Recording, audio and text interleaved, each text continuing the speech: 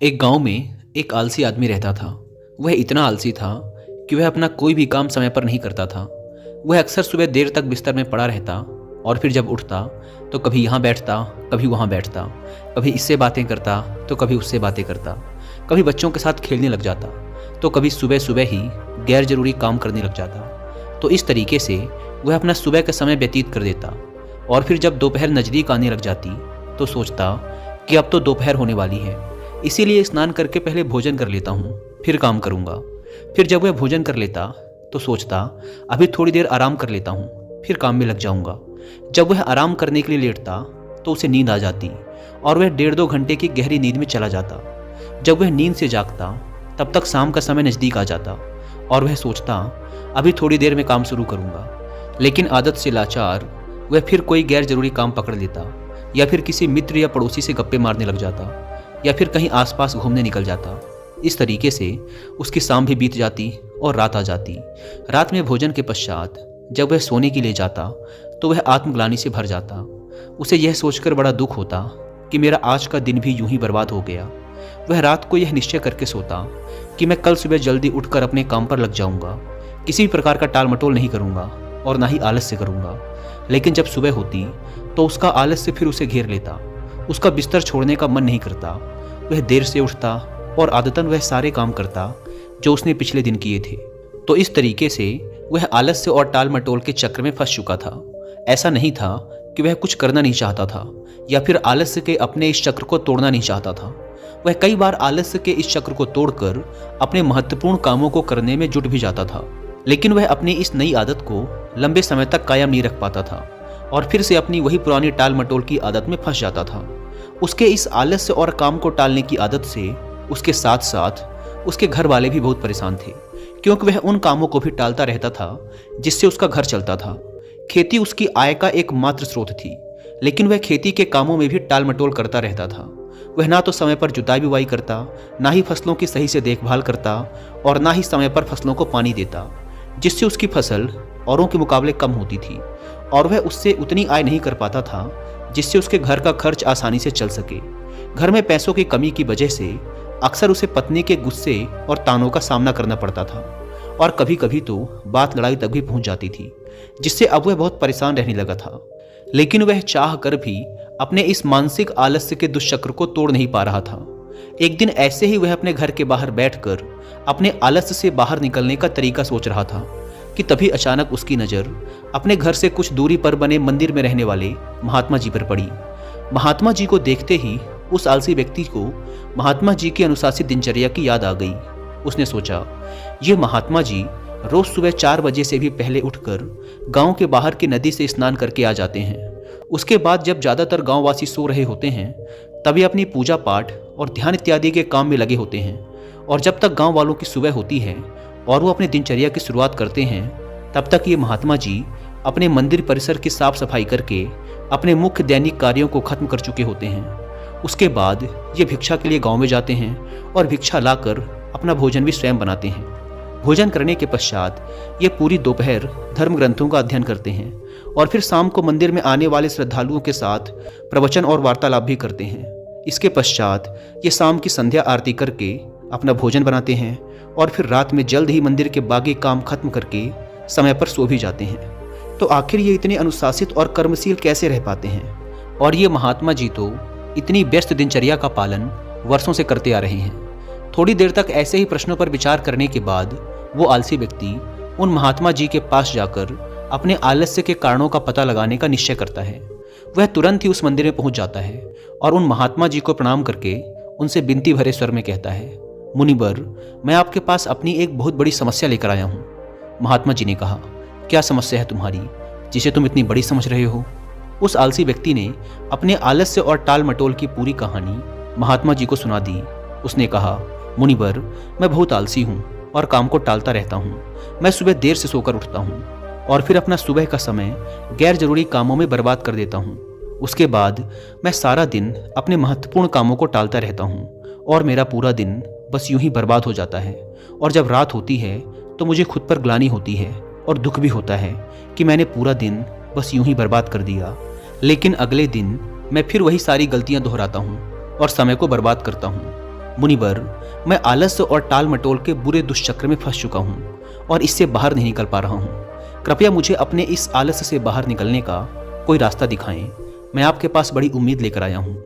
उस आलसी व्यक्ति की बात पूरे ध्यान से सुनने के बाद महात्मा जी ने कहा, आलस्य वो सुख है जो हमें दुख ही दुख देता है। कार्य या परिश्रम करने की क्षमता होने के बावजूद उस कार्य को ना करना या उसे करने में टाल मटोल करना ही आलस्य करना कहलाता है। और ये आलस्य व्यक्ति को कहीं का नहीं छोड़ता। तुम्हारी आलस्य और टाल मटोल का सबसे बड़ा कारण तुम्हारी सुबह की खराब दिनचर्या है, क्योंकि तुम अपना सुबह का कीमती समय ही व्यर्थ के कार्यों और टाल मटोल में बर्बाद कर देते हो, जिससे तुम्हारे दिन की शुरुआत ही खराब होती है। और फिर जैसे जैसे दिन गुजरता है तुम्हें लगने लगता है कि तुम्हारा आज का समय भी बर्बाद हो गया।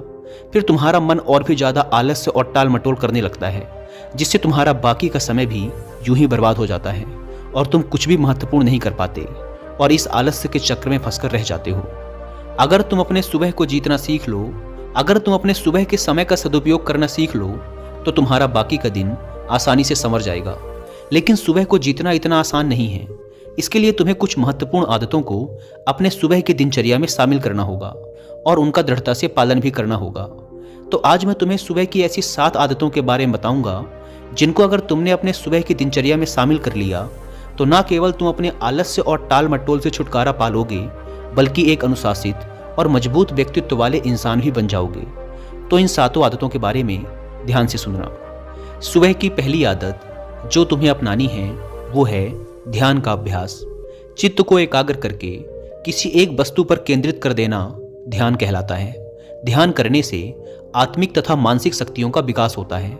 अगर तुम रोज सुबह बैठकर 10 से 15 मिनट सिर्फ अपनी सांसों पर ही ध्यान लगाओ, आती जाती सांसों को देखो कि जब सांस तुम्हारे अंदर जाती है तो पेट कैसे फूलता है, और जब वही सांस बाहर निकलती है तो पेट कैसे पिचकता है। देखो कि सांस पेट से चल रही है या सीने से, सांस दाएं नाक से ज़्यादा चल रही है या बाएं नाक से। तुम जब अपनी सांसों के प्रति जागरूक हो जाओगे तो यही ध्यान प्रक्रिया बन जाएगी, और इस आदत को अपनाकर तुम्हारे अंदर जागरूकता और एकाग्रता बढ़ेगी और तुम देखोगे कि तुम पूरे दिन शांत, प्रसन्न और जागरूक रहोगे। तुम जो भी काम करोगे उसे पूरी एकाग्रता के साथ करोगे और तुम्हारे लिए वर्तमान में रहना बहुत आसान हो जाएगा। तो ये बहुत ही आसान लेकिन बहुत ही ज़्यादा प्रभावशाली आदत है, इसीलिए इसे जरूर अपनी सुबह की दिनचर्या में शामिल करो। सुबह की दूसरी आदत है धन्यवाद प्रकट करना। सुबह का माहौल शांत और खुशनुमा होता है। इस समय प्रकृति में एक अलग ही पवित्रता और ऊर्जा फैली रहती है, तो यह बिल्कुल सही समय है आभार प्रकट करने का। तुम्हारे जीवन में जो भी अच्छी चीज़ें, अच्छे लोग या अच्छी परिस्थितियां हैं जिनसे तुम्हें खुशी मिलती है, उन सब के लिए इस ब्रह्मांड को या उस ईश्वर को जिसे तुम मानते हो धन्यवाद कहो। ये सब तुम्हें देने के लिए उसका आभार प्रकट करो। जब हम अपना दिन धन्यवाद के भाव से शुरू करते हैं तो सारी बाधाएं अपने आप हटने लग जाती हैं और नए अवसरों के द्वार खुलने लग जाते हैं। फिर हम शिकायत के प्रति नहीं बल्कि कुछ बनने और कुछ करने के प्रति आकर्षित होते हैं। धन्यवाद के भाव से भरे व्यक्ति के अंदर से नकारात्मक विचार और दुख खत्म होने लगते हैं और वह अपनी सफलता के लिए नए रास्ते खोजने लगता है। आभार प्रकट करने से मन में सकारात्मकता और खुशी का स्तर बढ़ता है, जिससे मानसिक रोग और मानसिक विकार दूर होने लगते हैं। जीवन से असंतोष और कमी की जो भावना होती है वह सारी खत्म हो जाती है। ब्रह्मांड से जितनी भी चीज़ें मिली हैं उसके प्रति हमारे मन में धन्यवाद का भाव होने से हमें खुशी मिलती है।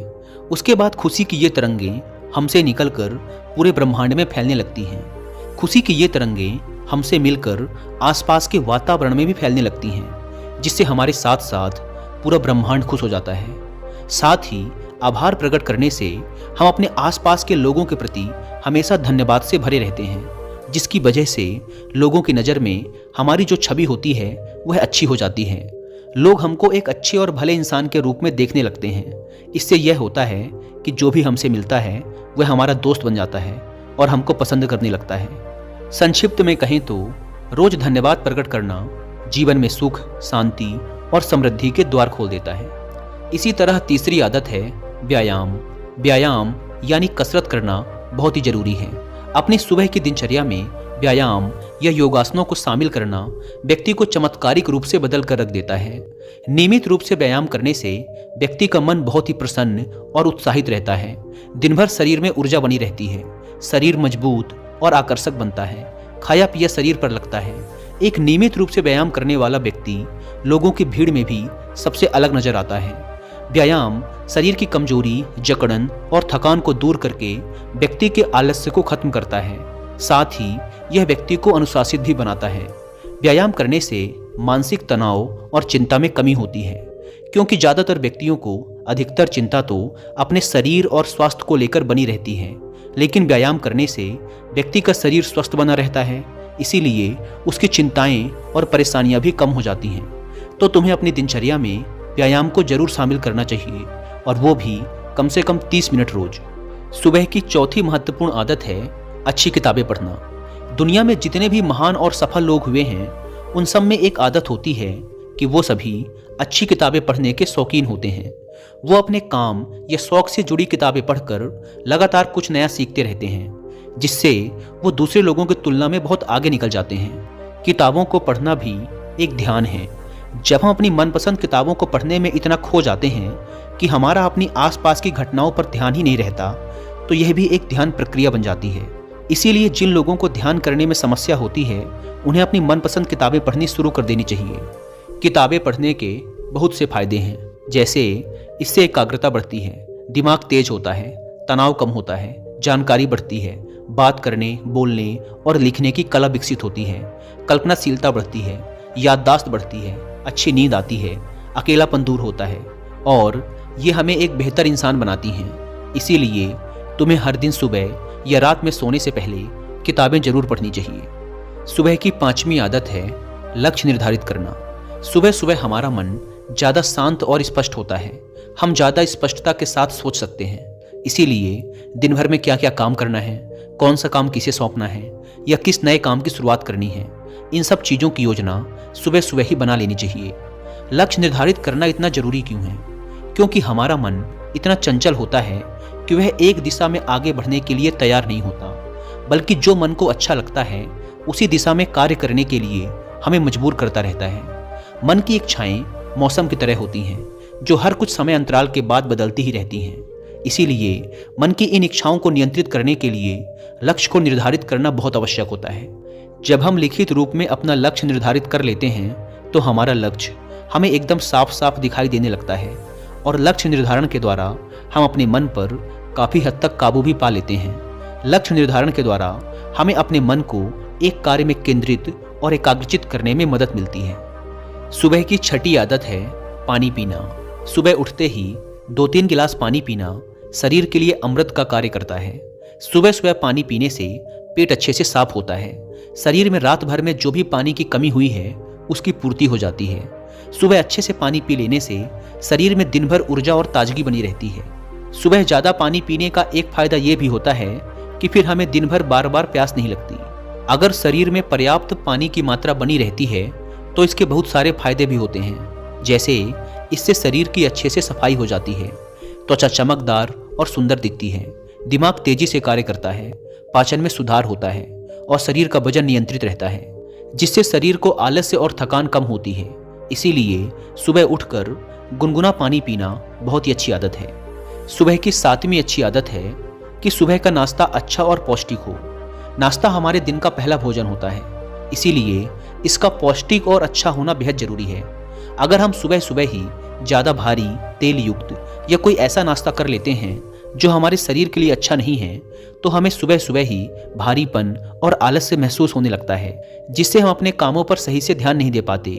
और अगर हम भूख होने के बाद भी सुबह नाश्ता नहीं करते, तो फिर हमें कमजोरी, भूख और थकान सताने लगती है, जिसकी वजह से भी हमारा काम पर मन नहीं लगता। इसीलिए अगर हमें सुबह भूख महसूस होती है, तो अच्छा और पौष्टिक नाश्ता जरूर कर लेना चाहिए। लेकिन ये जरूरी है कि भूख लगे। नाश्ता जबरदस्ती या फिर सिर्फ नियम पूरा करने के लिए नहीं करना है। इतना कहने के बाद महात्मा जी ने अपनी बात समाप्त कर दी और उस आलसी व्यक्ति ने भी महात्मा जी की बातों को ध्यान से सुनने के बाद उन 7 आदतों को अपने सुबह की दिनचर्या में शामिल करने का निश्चय कर वहां से चला गया। दोस्तों, आज के समय में एक और बुरी आदत है जिसकी वजह से लोगों की सुबह की दिनचर्या खराब हो जाती है और वह आदत है उठते ही मोबाइल फ़ोन पर लग जाना। आजकल तो लोगों के सुबह की शुरुआत ही मोबाइल के साथ होती है, उठते ही सोशल मीडिया पर लग जाते हैं और सुबह के लिए इससे बुरा काम और कुछ हो ही नहीं सकता। आपको सुबह उठने के बाद 1.5 से 2 घंटे तक स्क्रीन को नहीं देखना होता है, इससे दूर रहना होता है। देखिए, मोबाइल हमारी सुविधा के लिए बनाया गया है और ये बहुत अच्छा है, लेकिन अगर यही मोबाइल हमें बीमार और कमज़ोर बना रहा है तो यह बहुत बुरा है और ये हमारी कमज़ोरी है, क्योंकि मोबाइल खुद से उछलकर हमारे हाथों में नहीं आता। वो हम ही हैं, वो हमारी ही कमज़ोरी है जो इससे चिपके रहते हैं और फिर बोलते हैं कि मोबाइल का एडिक्शन छूट नहीं रहा। ऐसे दोष देने से कुछ नहीं होगा। हमें खुद को संभालना और सुधारना होगा, खुद पर नियंत्रण लाना होगा और सुबह के स्क्रीन टाइम को बिल्कुल ख़त्म करना होगा। ना लैपटॉप, ना टीवी और ना ही मोबाइल। सुबह अलार्म के लिए भी मोबाइल का उपयोग नहीं करना। अलार्म के लिए एक छोटी सी अलार्म घड़ी खरीद लो, क्योंकि किसी भी बहाने से सुबह हाथों पर मोबाइल नहीं आना चाहिए। तो ये थी वो 8 आदतें जिन्हें अगर आप अपनी सुबह की दिनचर्या में शामिल कर लेते हैं तो आपकी सुबह तो शानदार बनेगी ही, साथ ही आप अपनी ज़िंदगी में बहुत ही सफल और खुशहाल भी रहेंगे। तो दोस्तों, मुझे उम्मीद है कि आपको यह वीडियो पसंद आई होगी और वीडियो में यहाँ तक बने रहने के लिए आपका बहुत बहुत धन्यवाद।